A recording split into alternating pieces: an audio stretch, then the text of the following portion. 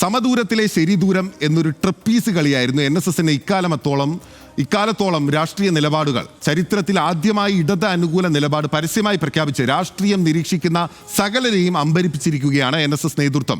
1959 ഇടത് വിരുദ്ധ വിമോചന സമരം നയിച്ച സംഘടനയാണ് NSS. ഒന്നാം പിണറായി സർക്കാർ നേരിട്ട ഏറ്റവും കടുത്ത സാമൂഹിക രാഷ്ട്രീയ പ്രഹേളികയായിരുന്നു ശബരിമല സമരകാലത്തെ എതിർപ്പാളയത്തിൽ നിന്ന് പട നയിച്ചവരാണ് NSS.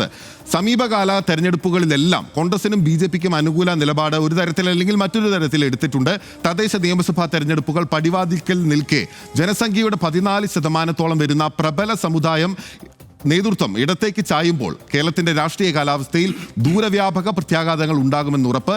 SNDPയും ഏറെക്കൂടെ ഇടതോരം ചേരുമ്പോൾ മധ്യ തിരുവിതാംകൂറിലും തെക്കൻ കേരളത്തിലും രാഷ്ട്രീയ സമവാക്യങ്ങൾ എவ்விധം രൂപപ്പെടുമെന്നറിയാൻ RDXും രാഷ്ട്രീയ കൗതുകത്തോടെ കാത്തിരിക്കുകയാണ്.